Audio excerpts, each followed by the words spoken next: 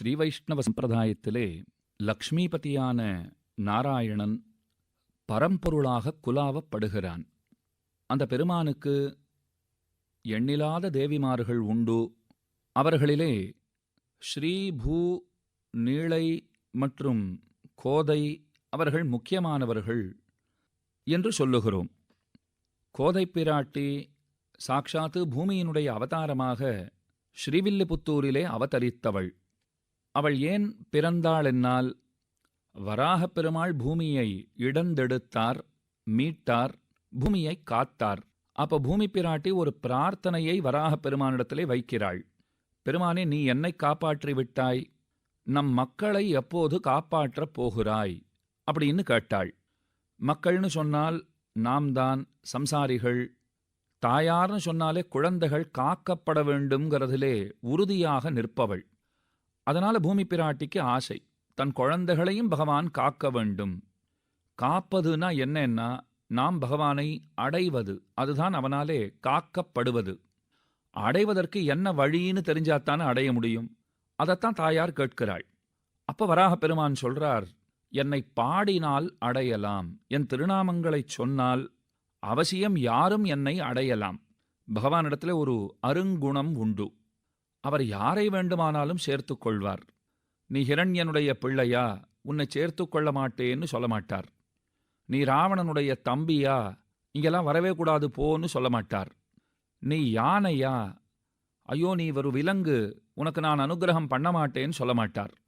அன்புங்கிறது நம்மிடத்திலே இருக்கிறதுனால் யாரையும் அவர் அனுகிரகித்தே தீருவார். அவர் திருநாமங்களை சொல்லிக் கொண்டிருந்தால் நிச்சயம் அவர் அருளை நாம் பெறலாம். இந்த செய்தி வராகப் பெருமாளாலே பூமி பிராட்டிக்கு சொல்லப்பட்டது.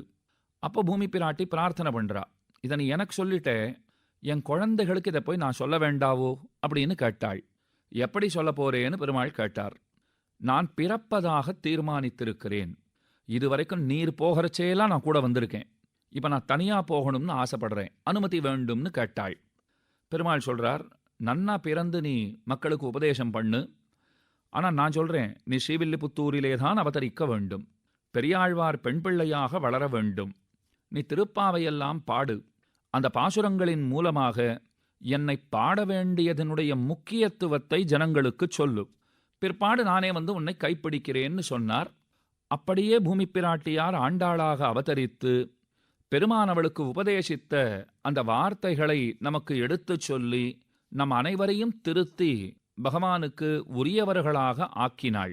அவளுக்கு தான் வடமொழியிலே கோதான்னு திருநாமம். அந்த குழந்தை கிடைச்ச உடனே பெரியாழ்வார் பார்க்கிறார், நல்ல தலை நிறைய சுருளா முடியிருக்கு, சுரும்பார் குழற்கோதை அப்படின்னு பெயர் சூட்டினார். வடமொழியிலே கோதான்னு பேருன்னு சொன்னேன்.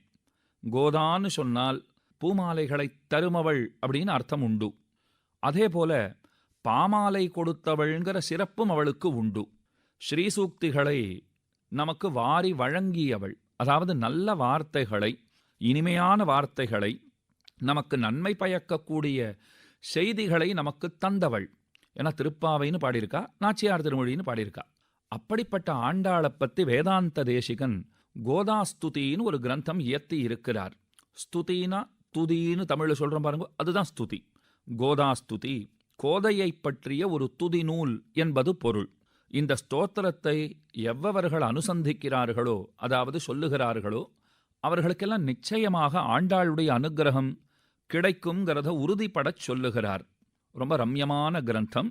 சில ஸ்லோகங்களை விண்ணப்பிப்பதன் வாயிலாக இந்த கிரந்தத்தை முழுவதுமாக படிக்க வேண்டும், கேட்க வேண்டும்ங்கிற ஆசை உங்களுக்கு உண்டாக வேண்டும். அதன் பொருட்டு ஒரு 2-3 ஸ்லோகங்களினுடைய அர்த்தங்களை இப்போது விண்ணப்பிக்கிறேன். முதல் ஸ்லோகம் பாடுகிறார், ஸ்ரீ விஷ்ணு சித்த குலநந்தன கல்பவல்லீம் ஸ்ரீ ரங்கராஜ ஹரிச்சந்தன யோகதிருஷ்யாம் சாக்ஷாத் க்ஷமாம் கருணையா கமலாமிவான்யாம் கோதாம் அனன்யசரணா சரணம் பிரபத்யே. பெரியாழ்வாருக்கு ஸ்ரீ விஷ்ணு சித்தர்னு திருநாமம். ரொம்ப அழகான பெயர். எவருடைய சித்தத்திலே விஷ்ணு உரைகின்றானோ அவர் விஷ்ணு சித்தர். இல்லைன்னா இப்படி அர்த்தம் வச்சுக்கலாம், விஷ்ணுவினுடைய சித்தத்திலே, மனத்திலே எவர் உரைகின்றாரோ அவர் விஷ்ணு சித்தர். அப்படின்னா என்ன அர்த்தம்னால், பகவானுடைய மனசில் பெரியாழ்வார் இருக்கார், பெரியாழ்வார் மனசில் பகவான் இருக்கிறான். அப்படிப்பட்ட விஷ்ணு சித்தருடைய குலநந்தன கல்பவல்லீம், அவருடைய திருவம்சம், அவருடைய சந்ததி இருக்கிறதே, அந்த சந்ததி ஒரு தோட்டத்தை போல இருக்கு, ஒரு நந்தன வனமாட்டம் இருக்குன்னு வச்சுக்கோங்க. அந்த வனத்திலே அல்லது அந்த உத்தியானம் தோட்டத்திலே ஒரு கொடி முளைச்சா போல பிறந்தவள் ஆண்டாள் நாச்சியார். கொடின்னு சொன்னாலே ஒரு கொள் கொம்பை அது தேடி ஓடும். சாதாரணமாக நம்ம பார்த்துருக்கலாம், சின்னதாக ஒரு முல்லைப்பந்தலே போடுறோம் அப்படின்னால், இல்லை அவரப்பந்தல் போடுறோம்னு சொன்னால், அது விதையிலிருந்து முளை விட்டு கொடியாகி ஒரு சிறிய குச்சியை நட்டு வச்சு அதிலே அது படர்ந்து, அப்புறம் பெரிய கம்பை நட்டு வச்சு அதிலே அது படர்ந்து, மேலே அந்த பந்தல்ல போய் அது பல்கி பெருகி இப்படித்தானே அது ஒரு கொடியானது படரும். அப்போ ஆண்டாளை ஒரு கொடின்னு சொல்லியாச்சு. அந்த கொடிக்கேத்த ஒரு கொள்கொம்பு வேண்டாவோ? கோல் தேடி ஓடும் கொழுந்ததே போன்றதே மால் தேடி ஓடும் மனம்னு 4000 திவ்ய பிரபந்த பாசுரம். அப்போ ஆண்டாள் நாச்சியார் ஒரு கொடியை போலே இருக்கிறாள். அழகிய மணவாளன் ஸ்ரீரங்கநாதன் இருக்கார் பாருங்கோ, அவர் தான் ஒரு கற்பக விருட்சமாட்டம் இருக்கார். பகவான் சர்வ பலப்பிரதோகி விஷ்ணுன்னு சொல்லுவார்கள். நமக்கு எல்லா பலன்களையும் தருகிறவர் அவர்தான். ஒருத்தர் கேட்டார், அவர் தான் தராரா? இன்ன பிற தேவதைகள்லாம் தரதில்லையான்னு கேட்டார். நியாயமான கேள்வி. கண்ணன் கீதையில் பதில் சொல்றார், அர்ஜுனா, எல்லா தேவதைகளும் அவரவர்களுடைய பக்தர்களுக்கு அந்த பக்தர்கள் கேட்டதையெல்லாம் தருகிறார்கள், நான் இல்லைன்னு சொல்லலை. ஆனால் அந்த பக்தர்கள் ஒரு விஷயத்தை விசாரிக்க வேண்டும். ஒரு தேவதையின் இடத்துல நான் ஒன்று கேட்டேன், அந்த தேவதை உடனே நான் கேட்டதை எனக்கு கொடுத்தது, அந்த தேவதை எப்படி கொடுத்ததுங்கிற ஆராய்ச்சி முக்கியம். அதுக்கு கண்ணன் பதில் சொல்றார், ஒரு தேவதையை குறித்து நான் வேண்டினேன்னால் அந்த தேவதை கண்ணன் கிட்ட ஓடுமாம். என் பக்தன் என்கிட்ட எதையோ கேட்டுட்டு இருக்கான், அவன் கேட்டதை நான் கொடுத்தாத்தான் அவனை நான் தக்க வச்சுக்க முடியும். அதனால் அவன் கேட்டதை நீ எனக்கு கொடு, நான் அவனுக்கு தரேன். இதைத்தான் கண்ணன் கீதையில் சொல்றார். என்னிடமிருந்து பெற்றுக்கொண்டு போய் அவரவர்களுடைய பக்தர்களுக்கு அந்தந்த தேவதைகள் தருகின்றார்கள். அவ எல்லாருக்கும் பகவான் தான் அத்தனையும் தருகிறார். கற்பக விருட்சத்தை போல இருக்கார். இன்னொன்னு சொல்றேன், கற்பக விருட்சத்தை நாம யாரும் பார்த்ததில்லை, ஆனா யாருமே பார்த்ததில்லைன்னு கிடையாது. நாம பார்க்கலே நமக்கு அந்த பாக்கியம் இல்லை. கற்பக விருட்சம் கேட்டதெல்லாம் தரும். ஆனா இப்ப நான் கீழே சொல்றச்சே நமக்கு பாக்கியம் இல்லைன்னு சொன்னேன் பாருங்க, அதுவே தப்பு. இந்த பக்கத்திலேயே திருவல்லிக்கேணிலேயே கல்பக விருட்சம் இருக்கு. பார்த்தசாரதி பெருமாள் தான் அந்த கல்ப விருட்சம். பகவானை சேவிச்சோன்னா அவரை விட பெரிய கல்ப விருட்சம் யாரு? இப்ப கல்ப விருட்சத்துக்கும் பகவானுக்கும் ஒரு அழகான வேறுபாடு உண்டு. ரெண்டுமே கேட்டதெல்லாம் தரும். ஆனா கல்ப விருட்சத்தை நீ என்னோட வந்துடுன்னா வராது, பகவான் என் கூட இருன்னா இருப்பார். அழகான வேறுபாடு உண்டு. அப்ப ஆண்டாள் கொடிய போல இருக்கிறாள், பகவான் கல்ப விருட்சத்தை போல இருக்கார். அந்த கல்ப விருட்சத்தை படர்ந்து சுற்றி கொண்டு அவள் விளங்குகின்றாள். அந்த ஆண்டாள் எப்படிப்பட்டவள்னால், சாக்ஷாத்து க்ஷமாம் கருணையா கமலாமிவான்யாம், பூமி பிராட்டியினுடைய அவதாரம். பூமி பிராட்டிக்கு க்ஷமான்னு பேர், பொறுமைன்னு அர்த்தம். அகழ்வாரை தாங்கும் நிலம் போலன்னு வள்ளுவர் பாடினார். அப்போ பூமியினாலே அந்த பொறுமை தானே நமக்கு தெரிகிறது. பொறுமைக்கு பூமாதேவி அப்படின்னு சொல்லுகிறோம். அந்த பூமியினுடைய அவதாரம் ஆண்டாள். கருணைக்கு ஸ்ரீமகாலட்சுமின்னு சொல்லுவார்கள். பொறுமையின் எடுத்துக்கொண்டால் பூமி, கருணையின் எடுத்துக்கொண்டால் ஸ்ரீமகாலட்சுமி. ஆண்டாளிடத்திலே பொறுமையும் உண்டு, கருணையும் உண்டு. அப்போ நமக்கு என்ன தெரிய வருகிறதுன்னா, ஸ்ரீதேவியும் பூமி தேவியும் சேர்ந்தெடுத்த அவதாரம் அப்படின்னு சொல்லும்படியாக இருக்கிறாள். அப்படிப்பட்ட ஆண்டாளை நான் சரணம் புகுகிறேன். பகவானுடைய கருணையை, அவனுடைய அனுக்கிரகத்தை பெறுதற் பொருட்டு ஆண்டாளை நான் அடிபணிகிறேன் அப்படிங்கிறது பொருள். அதுக்கு மேலே இன்னொரு ஸ்லோகத்தை சொல்றேன். அஸ்மாதிருஷாம் அபகிருதௌ சிரதீக்ஷிதானாம் அன்னாய தேவி தயதே யதசௌ முகுந்தஹா தன்னிஷ்சிதம் நியமிதஸ்தவ மௌலிதாம்னா தந்திரீணிநாத மதுரைஷ்ச கிராம் நிகும்பைஹி என்று ரொம்ப அழகான ஸ்லோகம். பெருமாள்கிட்ட போய் நாம் இப்பெல்லாம் எதை கேட்டாலும் இப்படி தலையாற்றார். அதாவது நேராக தலையை தருகிறேன்கிறா போல அசைக்கிறார். முன்பெல்லாம் கேட்டுன்னு இருந்தா பக்கவாட்டில் தான் இல்லேன்னு அசைச்சுட்டு இருந்தார். இந்த மாற்றம் எவ்வாறு நிகழ்ந்தது? அப்படி இருந்த ஆசாமி இப்படி எப்படி மாறி போயிட்டார்? முன்னெல்லாம் நியாயமா எதை கேட்டாலும் தரமாட்டேன்னு சொல்லிட்டு இருந்தவர் இப்ப நான் எதை கேட்டாலும் தரேன்னு சொல்றாரே எப்படி? வேதாந்த தேசிகன் சாதிக்கிறார். ரொம்ப ஊன்றி கவனித்து பார்த்தால் அந்த பெருமான் ஏதோ ஒரு சில கயிறுகளாலே கட்டப்பட்டிருக்கிறான்னு தெரிய வருகிறதாம்.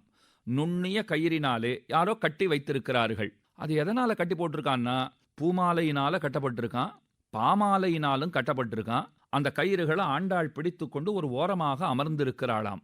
யார் பகவானிடத்துல வந்து எதை கேட்டாலும் அவள் வேலை அந்த கயிற்றை அப்படி இழுப்பது.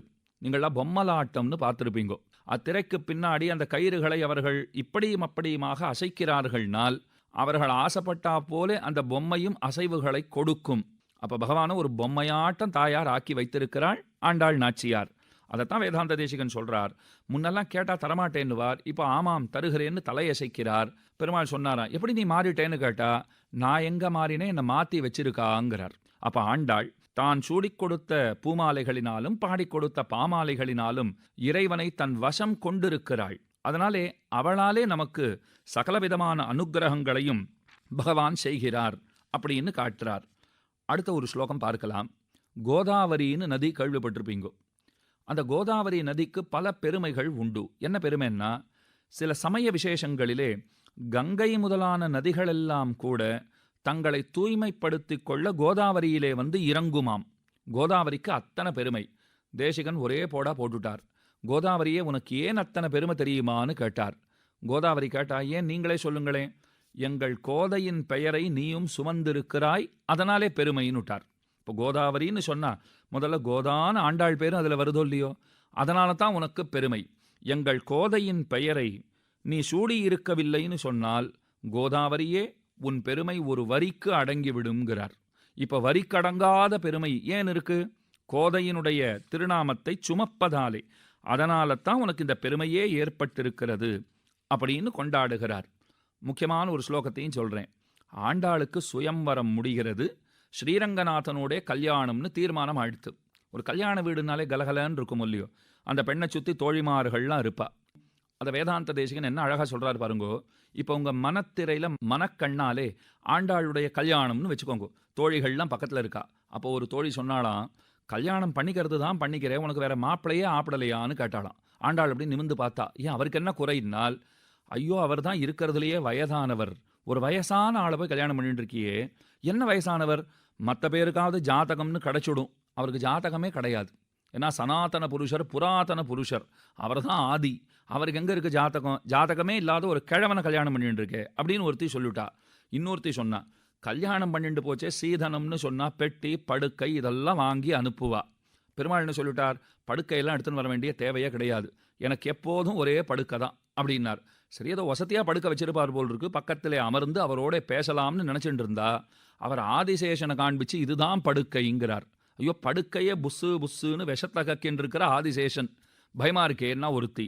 இன்னொருத்தி சொன்னான், சாதாரணமாக கணவன் மனைவினா அந்த காலத்தில் கைகோர்த்தபடி நில ஒளியின் கீழே அப்படியே கொஞ்சம் தூரம் அப்படியே போயிட்டு வரலாமா, காலார நடந்து போயிட்டு வரலாமா, என்ன பேசணும் இதுதான் பேசணும்னெல்லாம் வச்சுக்க கூடாது, சண்டை இல்லாத பேசணும், அது ரொம்ப முக்கியம்.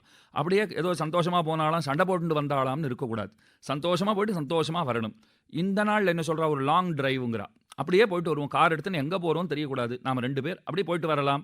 ஒரு தோழி சொன்னாள், ஆண்டாள் உனக்கு அதுக்கெல்லாம் வழியே கிடையாது, ஏன்னா கருடன் ஒரு வாகனம் வச்சுட்டு இருக்கார், ஏறி அமர்ந்தா ஒரு நொடியில் கொண்டு போய் விட்டு விடுறார், லாங் டிரைவுக்கெல்லாம் பேச்சே கிடையாது, உட்காந்ததே தெரியாது, இறங்க வேண்டியது தான்.